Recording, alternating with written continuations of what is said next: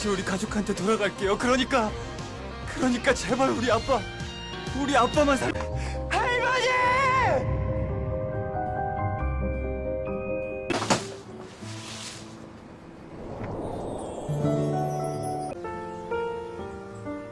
좋아해.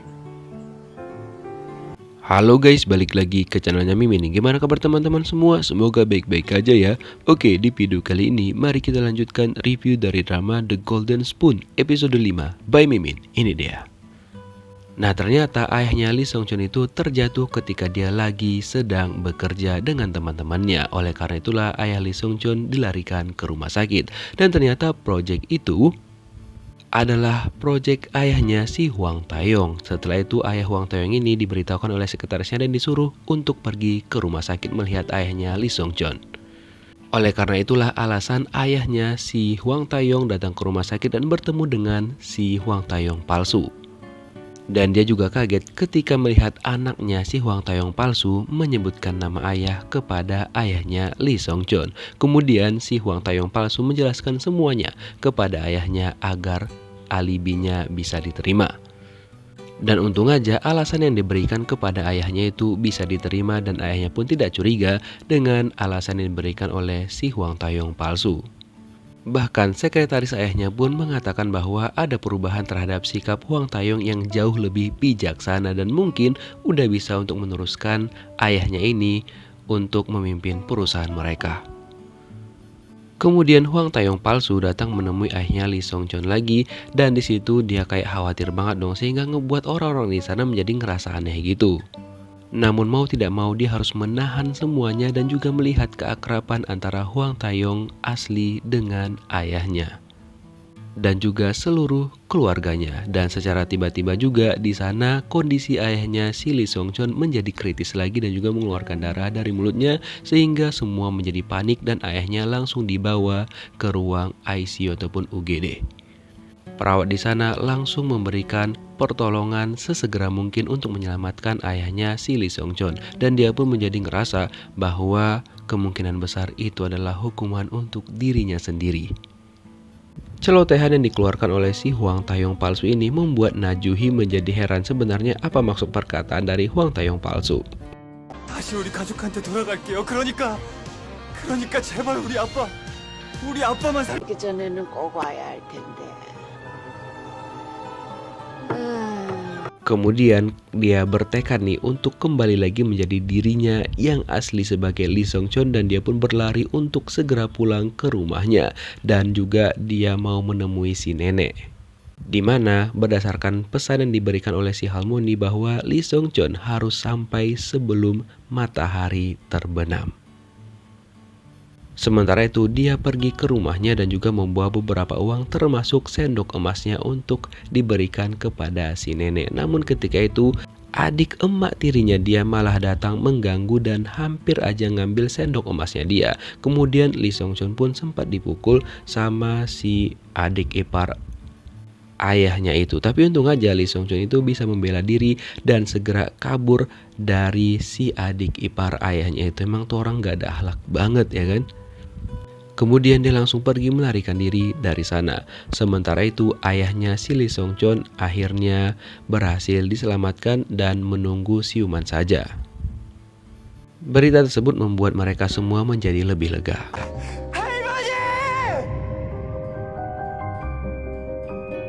Di sisi lain Lee Song Chun asli benar-benar kayak menyesal banget dan dia terus-menerus menyebut si Halmoni sepanjang jalan.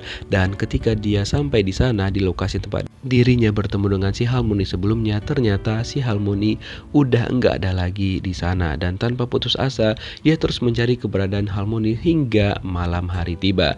Dan setelah itu si Halmoni datang menemui si Hwang Tae-yong palsu. Kemudian di sini si Lee Song Chun ini mengatakan kepada si Halmoni bahwa dirinya udah enggak mau lagi melanjutkan itu dan dia berjanji akan kembali ke dirinya semula. Lalu si Halmoni langsung ngebantu Lee Song Chun kembali kepada keluarganya dengan membuat mantra di sendok emas itu dan mengatakan bahwa ya udah pergi aja ke rumah kamu dan makan cukup satu kali saja maka semuanya akan kembali seperti semula. Dan setahun lagi dia masih memiliki kesempatan untuk melakukan pertukaran orang tua lagi. Tapi di sini Lee Sung Chun dengan tegas mengatakan bahwa dirinya tidak akan pernah melakukan hal itu lagi karena dia enggak mau lagi menyesal seperti yang sudah dia rasakan sekarang. Semoga lah ya.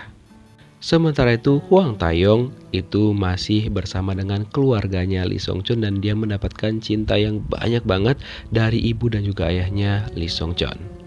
Dia juga perhatian banget sih sebenarnya kepada keluarganya Lee Sung Chun hingga ketika dia melihat kaos kaki ibunya sobek, dia pun berniat untuk membelikan kaos kaki yang baru. Namun dia tidak menyinggung tentang kaos kaki itu dan istilahnya kayak lebih cool gitulah ketika dia ngebahasnya.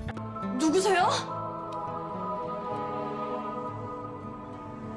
Kemudian Lee Sung Chun melakukan perintah dari si nenek dengan makan satu kali saja di rumahnya dia. Dan kakaknya jadi kaget dong.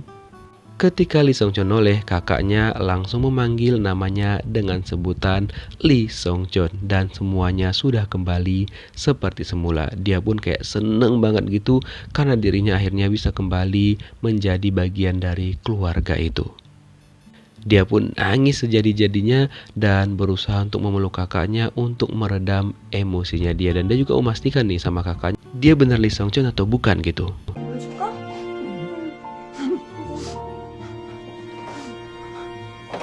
Dia pun terharu banget dan akhirnya keinginannya tercapai sesuai dengan permintaannya kepada si Harmony. Sedangkan si Hwang Tae-yong asli juga kembali ke dirinya yang sebenarnya, dan dia pun bingung kenapa dia membeli kaos kaki yang sebenarnya dia pengen kasih ketika dirinya menjadi Lee Sung Chun kepada ibunya. Kemudian karena semua udah kembali seperti semula, Lee Sung Chun datang menemui ibu dan ayahnya di rumah sakit dan dia pun langsung memeluk ibunya erat-erat karena dia udah kangen banget dong dengan kedua orang tuanya itu. Dia mengatakan bahwa dirinya kembali karena dia sangat-sangat merindukan ayah dan juga ibunya. Apalagi ketika itu ayahnya tersadar dari setelah operasi, mereka pun seneng banget.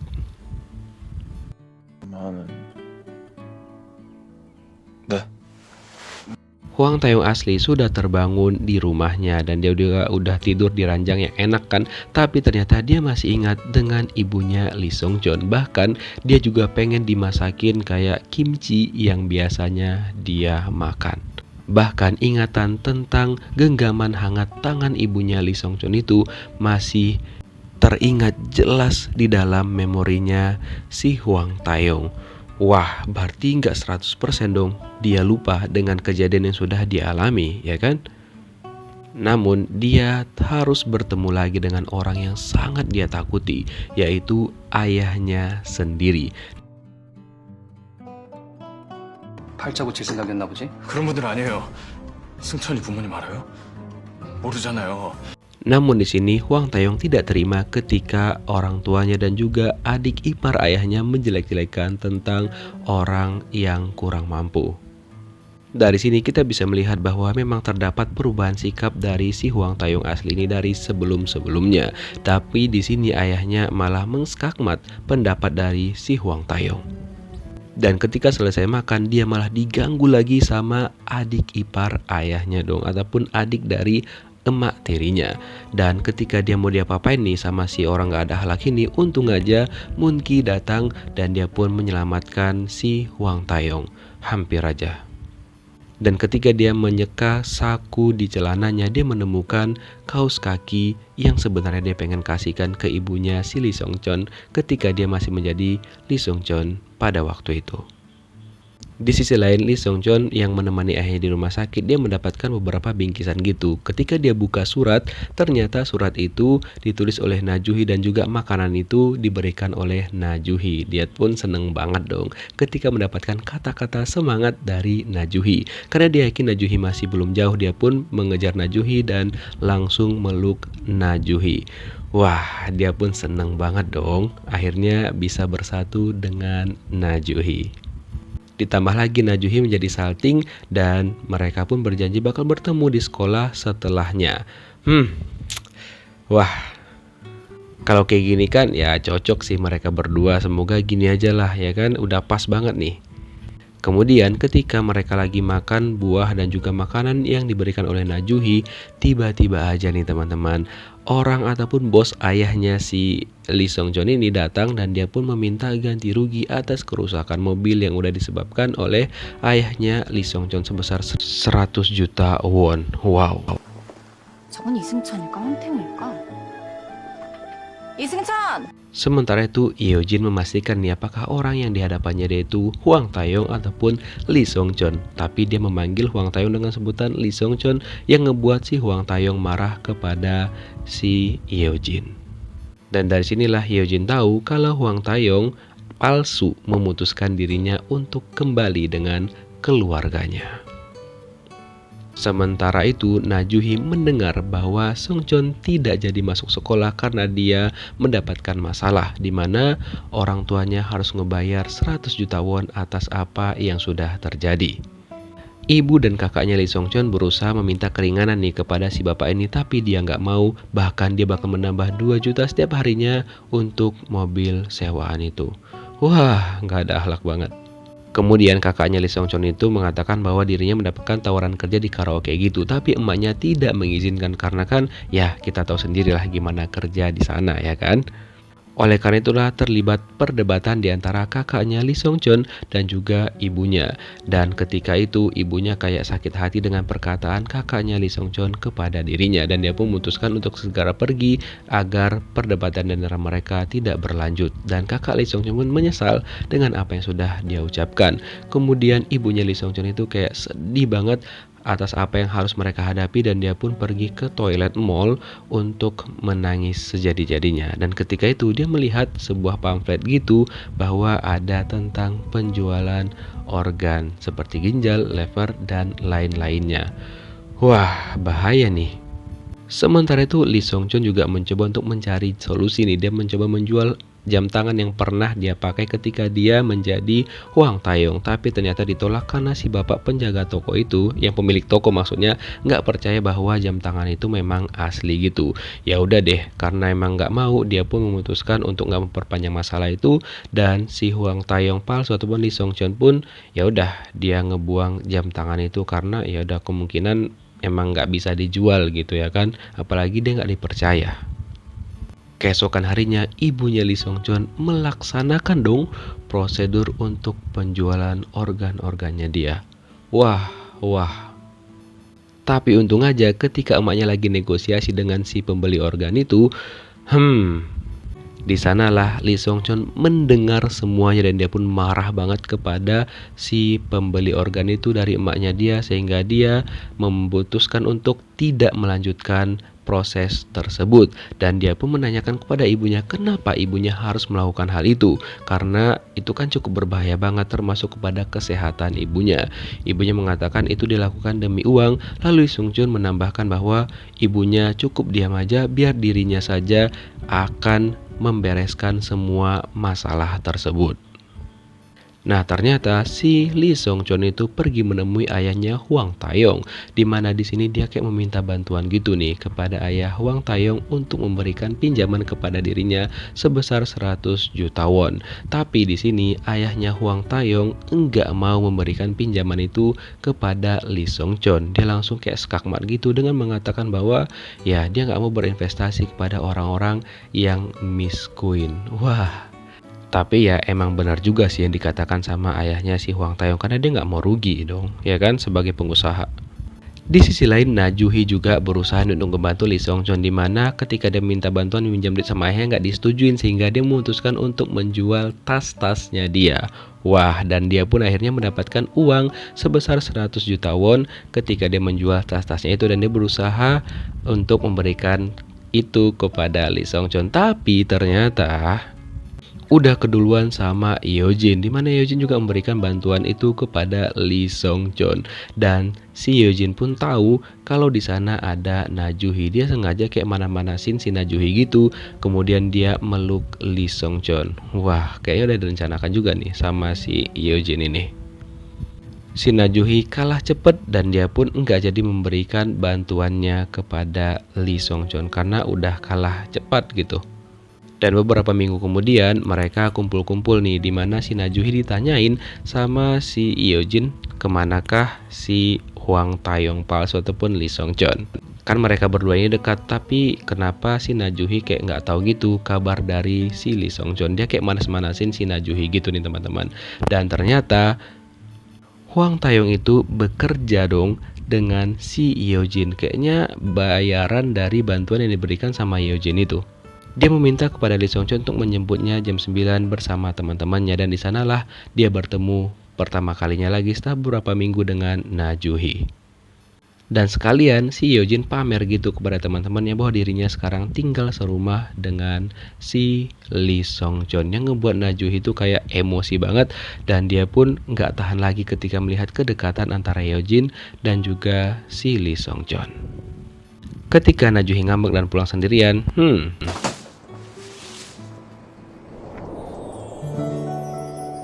datanglah si Hwang Taeyong memberikan payung nih kepada Najuhi, padahal lagi nggak hujan tuh sebenarnya. Dia mengatakan kepada Najuhi bahwa udah fokus aja sama dirinya sendiri dan lupakan semuanya. Dia berjanji akan selalu setia kepada Najuhi, apalagi mereka bakal tunangan di akhir tahun nanti, katanya gitu. Dan sesuai dengan yang Mimin katakan tadi, bahwa ternyata emang keluarganya si Lee Song Chon itu emang tinggal di rumahnya si Yeojin atas bantuan yang sudah diberikan Yeojin kepada keluarga mereka. Jadi kayak ya pembantu gitulah istilahnya di sana. Ditambah lagi ayahnya si Yeojin ini kayak semena-mena gitu kepada keluarganya Lee Song Chon. Dan ketika Song Chon melihat itu dia kayak emosi banget, dan si Yeojin ini kayak peka gitu tentang reaksi dari si Lee Song Chon, dan dia pun marah kepada ayahnya dan mengatakan bahwa mereka harus berbicara berdua. Dan disitulah si Yeojin mengatakan kepada ayahnya untuk jangan melakukan hal itu lagi di depannya Lee Song Chon. Dia juga menegaskan bahwa jika ayahnya pengen nih Hwang Taeyong menjadi menantu ayahnya, maka jangan lakukan itu kepada keluarganya Lee Song Chon dan perlakukan mereka dengan sebaik-baiknya. Sementara itu, dokter si Hwang Taeyong mengatakan nih kepada ibu tirinya bahwa kesehatan Hwang Taeyong sudah meningkat sangat pesat. Wah, makin khawatir tuh dia. Dan di sini kita juga dijelaskan tentang masa lalunya Hwang Taeyong yang di Amerika Serikat. Kayaknya dia itu emang mau dibunuh sama seorang, dan menurut Mimin kayaknya adik semak tirinya nih, tapi kita lihat nanti ya. Dan di sini Hwang Taeyong juga mengatakan kepada dokternya bahwa dirinya sudah bisa mengatasi ketika dirinya itu lagi sesak napas. Jadi si dokter bilang ya udah kita coba aja tanpa obat, gimana nanti reaksi ke depannya. Dan di sini Hwang Taeyong juga mengingat nih pesan yang diberikan oleh ayahnya si Lee Song Chon kepadanya ketika dia lagi sesak napas. Cuma dia nggak bisa mengingat siapa orang yang sudah memberikan trik itu kepada dirinya. Tapi apakah dia bisa ingat? Kemudian hari kita lihat nanti teman-teman.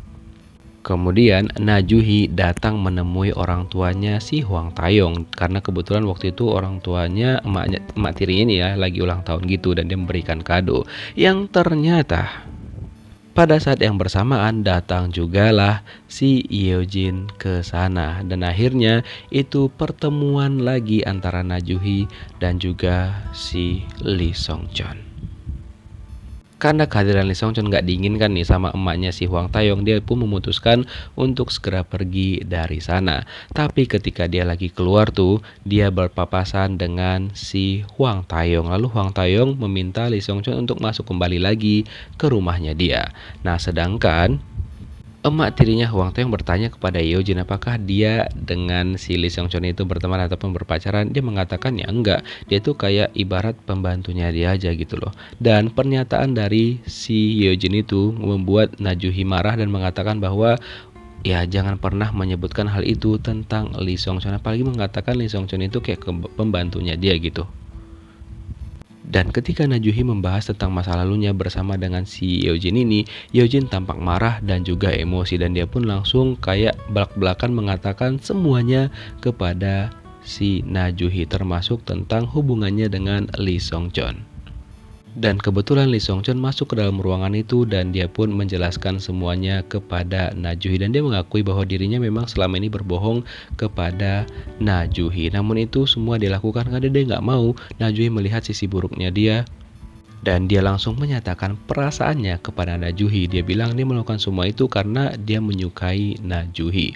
Lalu dia keluar lagi dari ruangan itu. Nah, si Najuhi masih penasaran. Dia pun pergi mengejar Lee Sung-chun untuk meminta penjelasan lebih lanjut. Dan sempat hampir dihentikan oleh Hwang Tae-yong tapi nggak berhasil. Nah, setelah itulah Najuhi meminta penjelasan sejelas-jelasnya kepada Lee Sung-chun. Nah, di sini akhirnya mereka berdua berbicara dan menyelesaikan permasalahan yang terjadi di antara mereka berdua. Nah, karena si Lee Sung-chun sudah menyatakan perasaannya kepada Najuhi, akhirnya di sini Najuhi juga memeluk Lee Sung-chun dan menyatakan perasaannya juga kepada Lee Sung-chun bahwa dirinya benar-benar menyukai Lee Sung-chun dari awal mereka bertemu hingga sekarang, dan itu pun gak pernah berubah perasaannya kepada Lee Sung-chun. Wah. Aduh. Nah, ketika mereka berdua lagi pelukan, ternyata itu dilihat sama Yeojin. Dan Yeojin pun menyesal banget karena tindakannya malah menyatukan si Najuhi dengan si Lee Sung-chun. Sabar ya mbak, nggak boleh emosi gitu.